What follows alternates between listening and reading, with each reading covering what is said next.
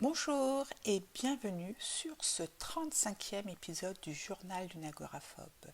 Je poursuis avec vous le défi J'envoie de ma chambre d'hôtel car je suis en déplacement 2 jours. Je n'enregistre donc pas avec mon micro habituel mais avec mon téléphone. J'espère que le son sera tout de même correct. Je rappelle, le défi J'envoie c'est un épisode par jour pendant tout le mois de janvier avec chaque fois une petite contrainte originale. Mais pas d'inquiétude, ma mission reste la même, partager avec vous mon parcours de guérison. Peut-être que mes expériences résonneront en vous ou vous donneront des idées ou simplement l'envie de briser le silence sur des sujets encore trop souvent tabous. La contrainte du jour: partage une peur que tu as surmontée et ce que tu en as appris. Vous vous souvenez peut-être, il y a 2 jours, je vous ai lu un extrait de mon journal où je parlais de mon manque de confiance en moi. À l'époque, je ne pensais pas mériter une maison neuve. C'était trop beau pour moi, presque irréel. Si vous n'avez pas écouté cet épisode, pas de souci. Je vous mets le lien dans les notes.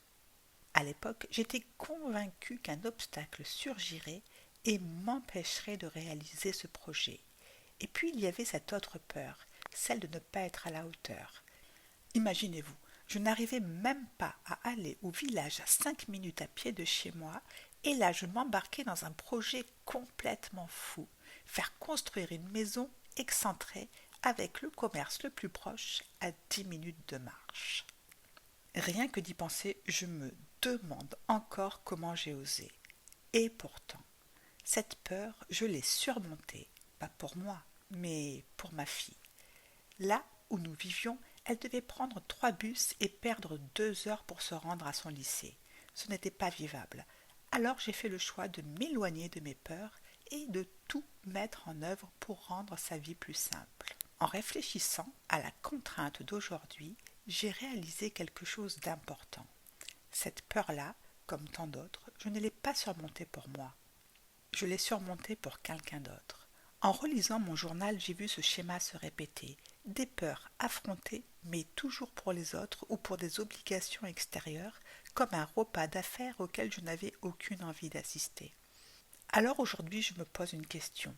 Est-ce que surmonter ses peurs pour les autres et jamais pour soi-même, c'est une bonne chose?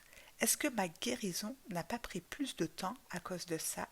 Parce qu'au fond, ces victoires n'étaient pas pour moi. Et vous, qu'en pensez-vous?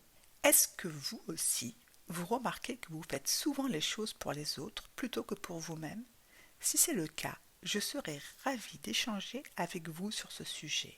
En attendant, si cet épisode vous a plu, pensez à vous abonner, à laisser une note ou un commentaire. Ça me fait toujours chaud au cœur et ça me donne l'énergie de continuer ce défi au quotidien. Merci encore pour votre écoute et on se retrouve demain pour la suite du défi J'envoie.